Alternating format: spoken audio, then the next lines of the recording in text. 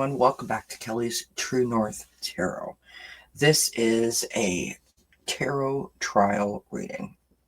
We've got the inversion tarot, the Kipper cards, and the new deck that I've been waiting for weeks, and I'm so excited it's here. It's called Whispers of the Unsolved, and it's made, I got it off of Etsy. It's made by The Reckoning Co.,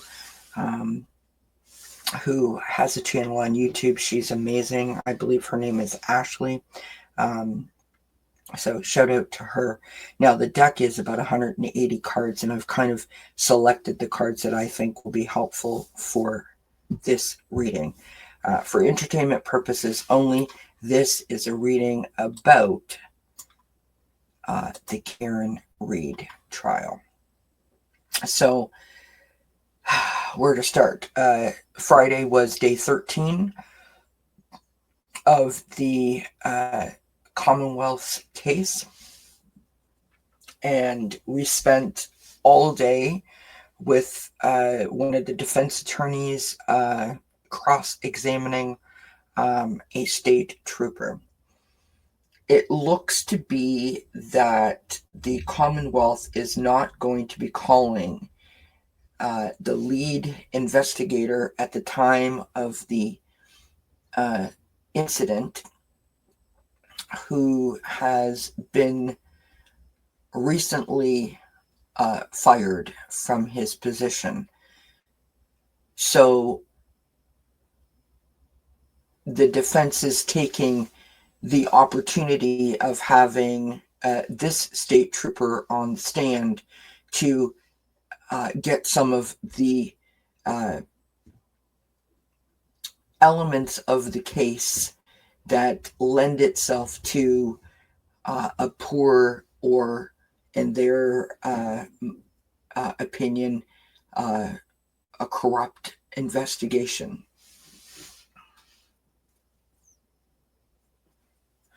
So things came out on Friday, like, for example, that there were reports written that were hundreds of days old, 500 days old, I think is one of the reports. Doesn't seem to be a chain of custody. So evidence was brought in. So, for example, it came out in testimony that John O'Keefe, who is the victim, his clothes that were taken from the hospital were brought back to the police department for the state troopers. I believe they work out of the district office, or the district attorney's office, actually. So it was brought back and laid out on butcher paper, which is like craft paper, in a room for days to dry out because they were wet from him being found in the snow, where people within the department were just walking past it. That is not how you do things. Evidence was put into bags, and there was no evidence log. So, who had it, where did you find it, those type of things. There was no logs kept. So a lot of that came out in testimony on Friday. So, if I was being honest, I am fascinated by this case. I am disturbed by this case. And I'm watching the trial every day and thinking of, like, how do I do a reading on this? And there are times when I pick up my cards and I, sort of let the cards flow while I'm watching the trial. And then I'm like, okay, do a reading on it. And sometimes I know exactly where I want to go, and other times I don't know. And this is one of those times where I don't know where I want to go, because there's so much. There's so many places that I could navigate towards. And so, with the help of Google Gemini, I come up with a spread that I want to try. And we'll sort of take it from there.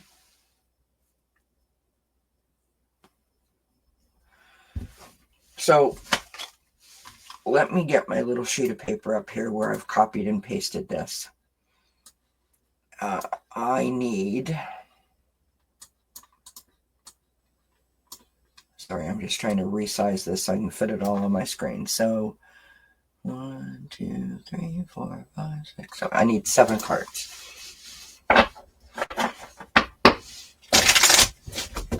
So we're going to pull 7 of each card, and we'll do it that way.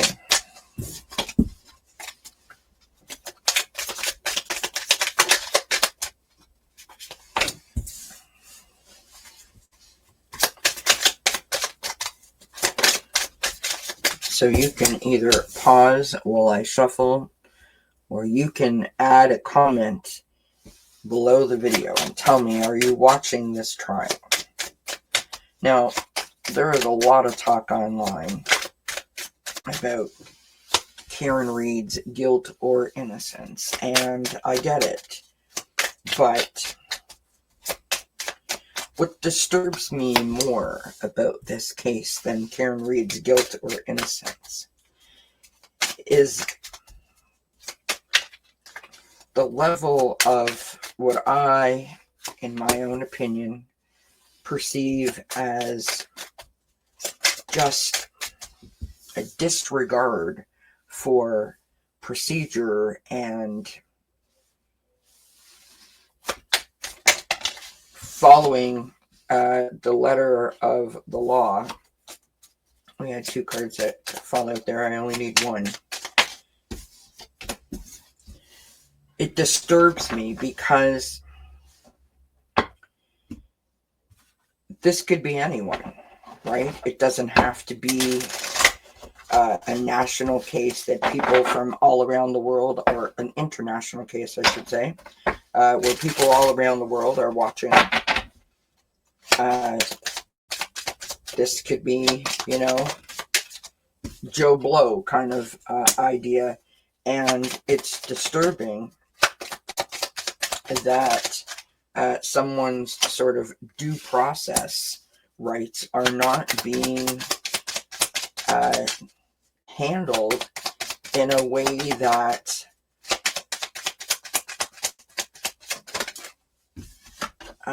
I believe they should be. And when I say that I believe, who am I? But what I mean by that is just, it's not being taken seriously. It's not, like the examples that I gave in the beginning about the clothes being laid out and, anyone having access to them.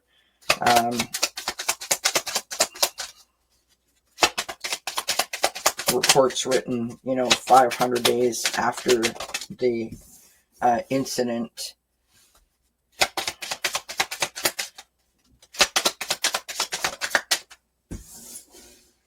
These are disturbing to me for those reasons, or this case is disturbing to me for those reasons.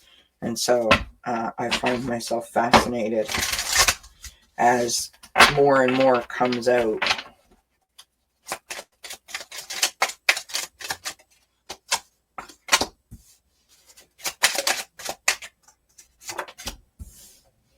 It certainly seems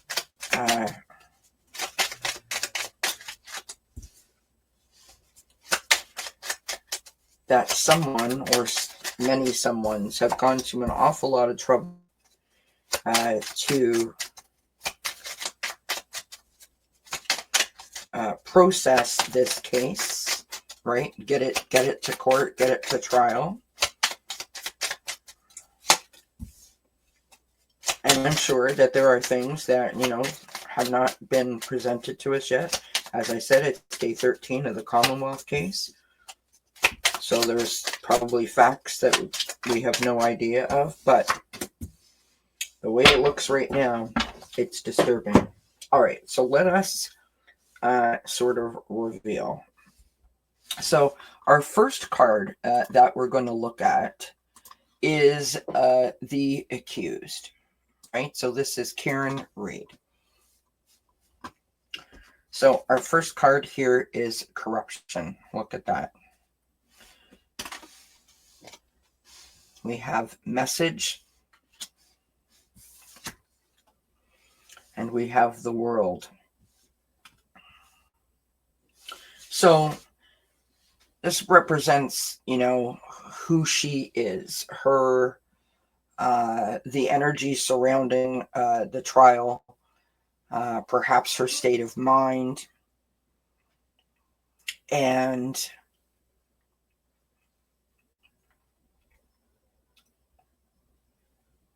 she feels from this that there is some sort of, there's something being hidden here. They've already got her guilty. The world card is the end of the major arcana in tarot, and so it talks to us about, completion of a cycle. And so her state of mind at this moment is she wants the corruption to be exposed through this trial, through the evidence, because they've already, in her mind, when I say they, I mean the Commonwealth of Massachusetts, the police have already got her convicted. And so there is a level of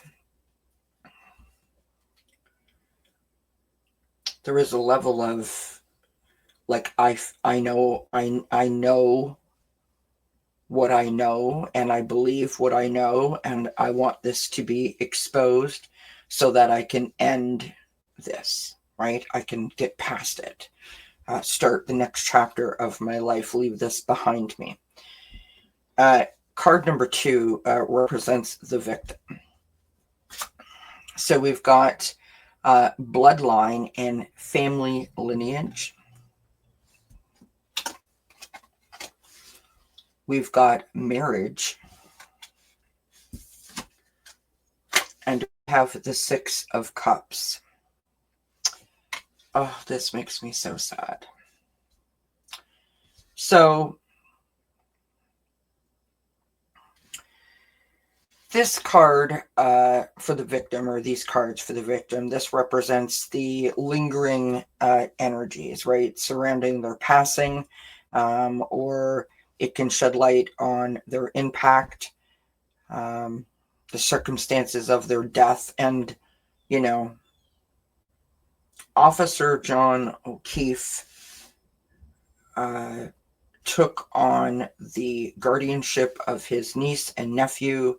They were his sister's children. His sister tragically died, and then just a couple of months after that, her husband died. And so John stepped in to look after his niece and nephew, and that is his concern. His concern is the children, and that they have that stable foundation. The 6 of Cups is, the past, and, remembering the past. So there is an element of feeling bad about sort of leaving the children behind. There is also, with this marriage card, this element of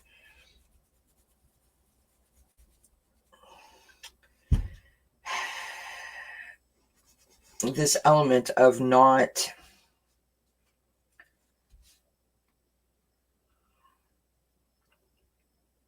I don't want to say treating Karen better, but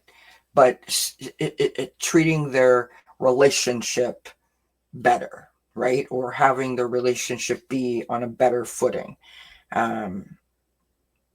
Because, for example, if they were married, then the kids would have her, right? That's what I'm picking up there. Our next card is the evidence, right? So these cards represent the key pieces of evidence that are being presented. It can highlight sort of like what's being focused on, the potential strengths or weaknesses of the evidence.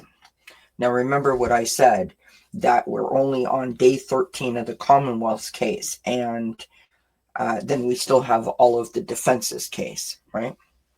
So we have blackmail and paid off. We have house. This is spooky, friends. This is spooky. And we have 5 of swords. So the evidence is looking suspect.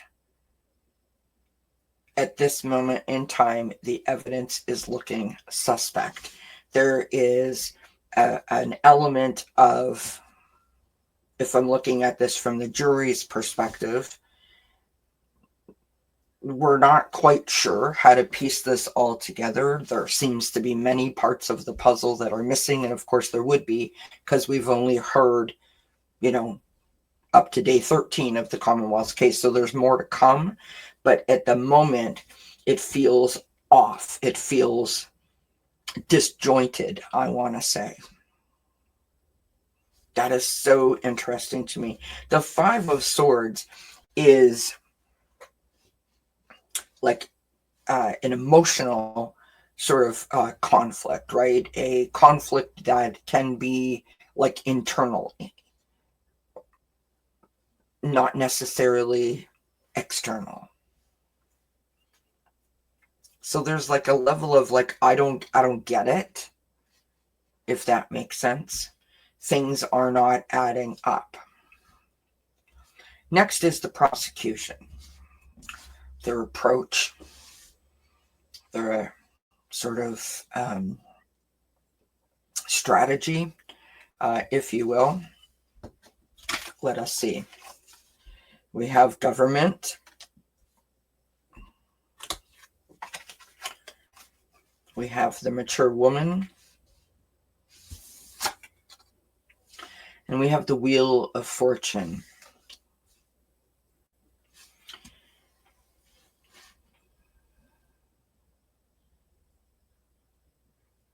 These are interesting cards.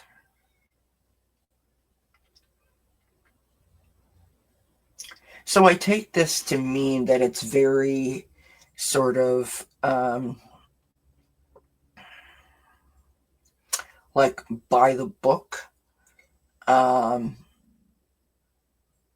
factual,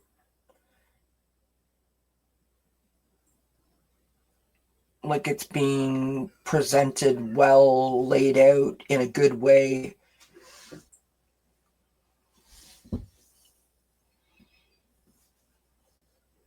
I think they like the energy, shall we call it, of the judge and the prosecution, and just like the whole way that the Commonwealth is presenting its facts, right? It's the way that it's questioning the witnesses, that whole vibe, right? The Wheel of Fortune is about, like if we learn the lessons from our past, then we can move forward. If not, we feel like we're spinning our wheels.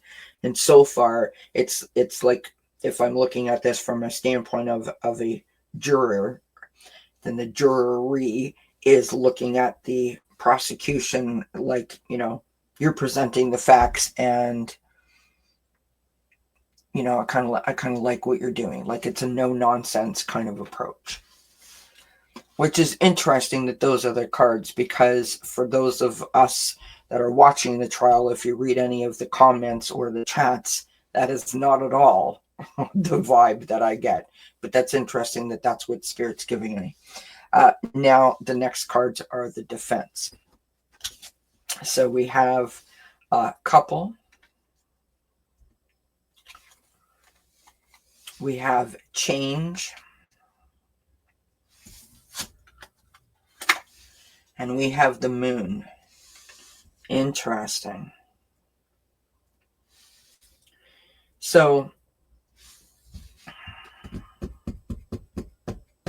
now again, remember that we haven't seen the defense's case, but we have seen the defense in action in terms of cross-examining the witnesses. And there is a team of lawyers, right? There is four or five lawyers on her defense team. So they are working together, and they see that. I think that the change is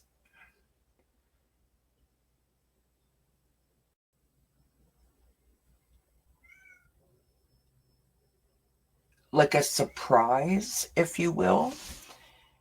So what I mean by that is this. All defendants are assumed, or should be assumed, innocent, right, at the start of any trial. But we are human beings, and we, take in vibes and things, and we see things, and we see, all these lawyers, sort of lined up at the defense table, and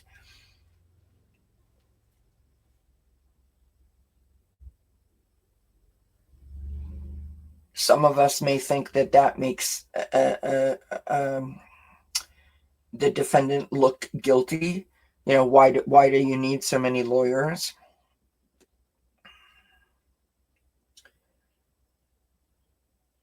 But then the moon card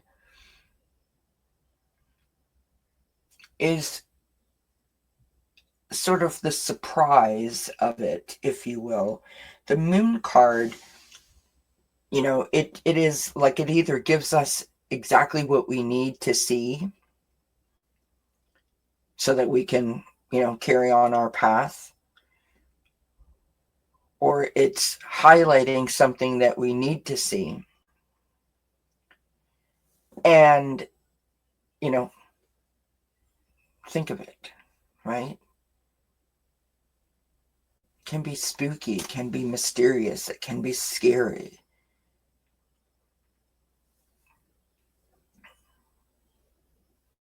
If you think of like a dark night, right? Where all you have to guide you along the path is the light of the moon. I think through these different cross-examinations, the jury is seeing things being revealed to them. And again, I kind of go back over here. They're not quite sure what to make of it yet, but it's highlighting some things. So I don't think that the jury necessarily likes the defense team. Not that it's a personal thing, it's just like a perspective thing. But they are open and starting to go, that's interesting. That was unexpected. Ooh, that was a right turn, right? That I wasn't expecting. It kind of feels like that kind of vibe to me. All right, so now we're going to go to the jury's perspective. And so we can see in real time if my intuition is leading us in the right direction. So again, right? This is their sentiment, their potential leanings, if you will, of the jury. Their biases, their perceived attitudes, or the collective energy that might influence their deliberations. We have trash.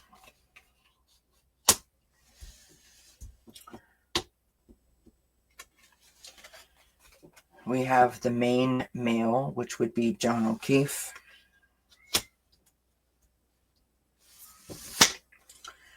And we have the Page of Pentacles.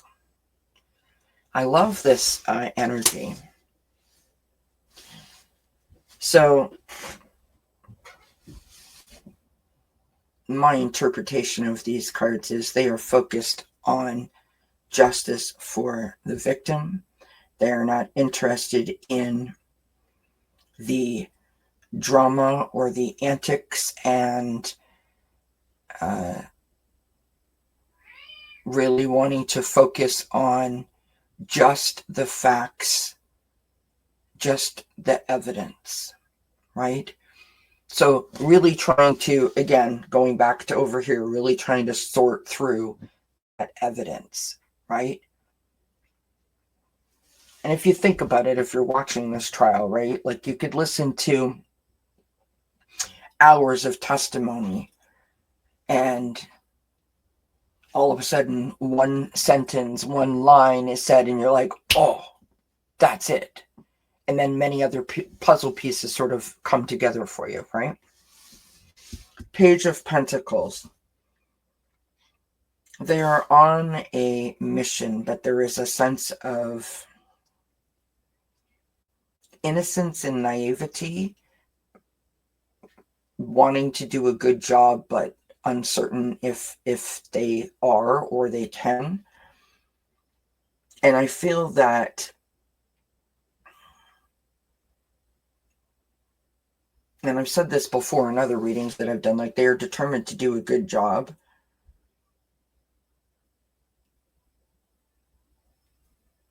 Pentacles are you know, our material, our the earth, right? Our safety, our security, our foundation. And so they are invested in doing a good job. But obviously they've probably never been jurors before. And this is a large case, lots of information, many days sitting there listening to all this testimony. So I'm glad to see these cards. And I feel like it sort of coincides with the other cards that we've got on the table. So our last 3 cards are the potential verdict. Now, it's important to note that, you know, pretty much in any trial that you watch, the judges tell the jury that, you know, they're not allowed to talk about this case. They're not allowed to research this case. You know, from what I understand, and if you know different, please tell me in the comments, that they're not really allowed to talk to each other. They can keep notes while they're in the courtroom, but they don't take the notebooks with them. The only time that they get to talk about the case is when they get to the deliberation room, which is when the whole case, prosecution and defense, has given that testimony. So it'll be interesting to see what these cards reveal, because this will be like on an individual basis, but not discussed with each other, right? So if they're leaning a particular way. So our first card is meeting. Our second card is concern. And our third card is Queen of Wands.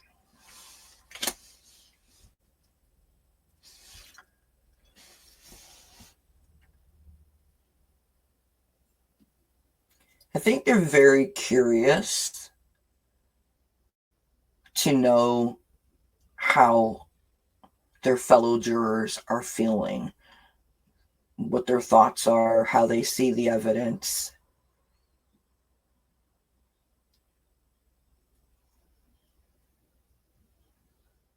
They understand the importance. This Queen of Wands represents Karen Reed. And they understand the importance. I mean, this woman is on trial for murder in the 2nd degree, as well as other charges, and potentially, based on their deliberations, she could spend the rest of her life in prison. And so they're taking their job quite seriously, but I think that anything can happen at this point. And I think that's interesting, right? Because I hoped for more information in terms of an outcome.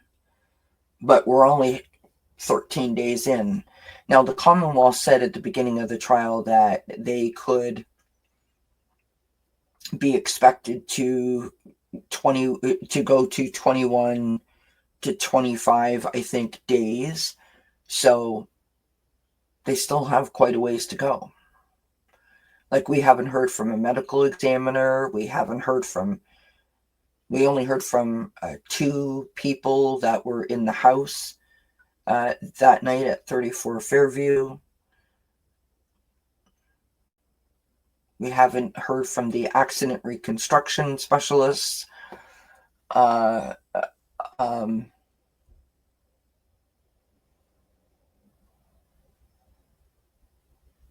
So there's more people to come, more experts to come. And like I said before in other readings, the witness list is like 150 names long. So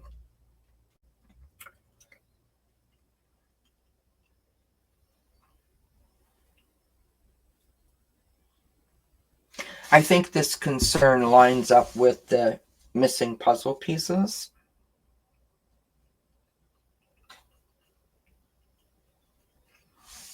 And for lack of a better way to put it, like the jury's still out on the jury being still out, if you know what I'm saying. What an interesting reading that was. I've never done that spread before, so that's interesting. So,